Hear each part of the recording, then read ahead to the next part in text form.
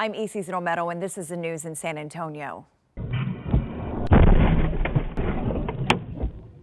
A close call during a traffic stop. Dramatic dash camera video shows a truck hitting an Atascosa County Sheriff's deputy patrol vehicle.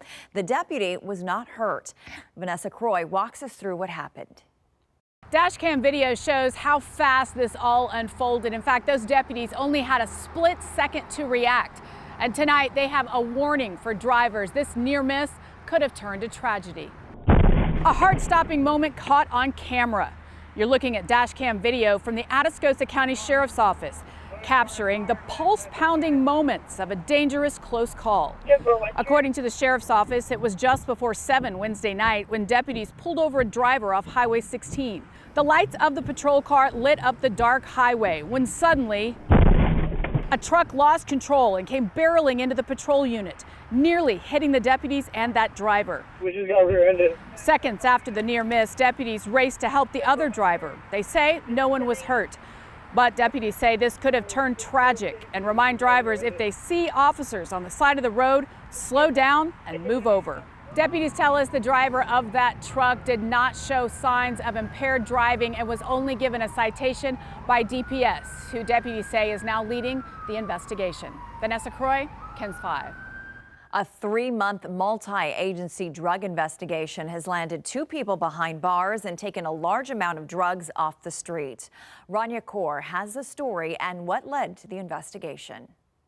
It really started with this relationship between San Marcos Police Department, Seguin Police Department, and the Guadalupe County Sheriff's Office. They began by tracking Karen Mintz, a known meth distributor living in Seguin who distributed drugs across Hays and Guadalupe County. They took her into custody and seized 14 ounces of meth and 7.5 grams of cocaine back in October. Then, in a follow-up investigation, they tracked down and took Marcos Antonio Hernandez into custody. He's reportedly an associate of Mintz's who was caught delivering a kilogram of meth, that's 2.2 pounds. He was arrested this month. In addition to the drugs with both Mintz and Hernandez, law enforcement says they also found another half kilo of meth, counterfeit pills believed to contain fentanyl, and other drugs. Both of them were booked into the Hays County Jail. Mintz has already been released on bond. As for Hernandez, his bond is set at $90,000 for his 2 charges. Rania Kaur, KENS 5.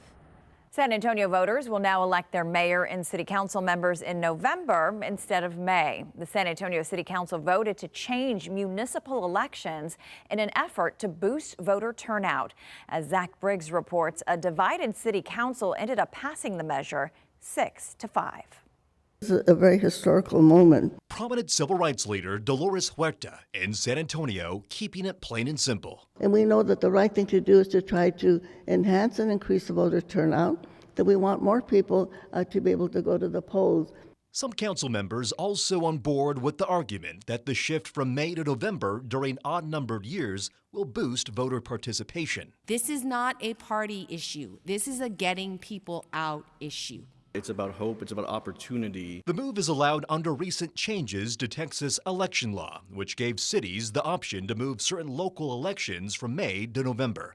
At least a couple council members who voted against the resolution believe more time was needed before even considering a vote. For us to rush through this decision and not have our residents' voices at the table also feels wrong. What voters say should be the final word.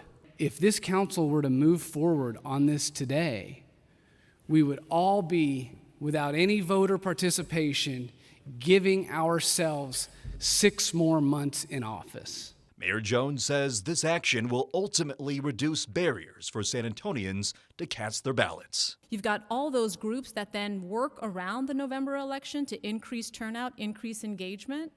You don't have as many distractions as we just talked about, Fiesta. And there's the psychological, again, impact of folks vote in November. And it's estimated that San Antonio could save up to $1 million because of the move of the elections to November. The ayes have it. Zach Briggs, KENS 5. In an effort to make sure no one is forgotten during the holidays, HEB is partnering with Meals on Wheels. As Meredith Haas reports, the goal is to deliver more than 3,200 meals to homebound seniors.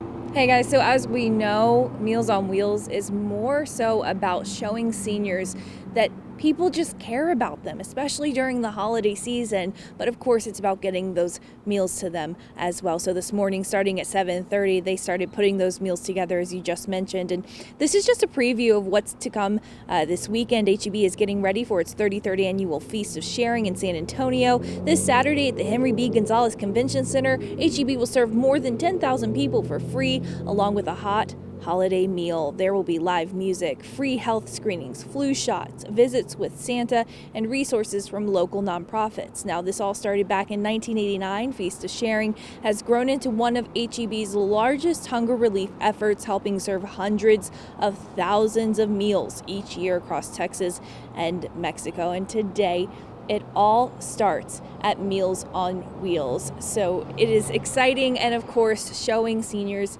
that they care is the best thing that you can do this holiday season. Meredith Haas, KENS 5.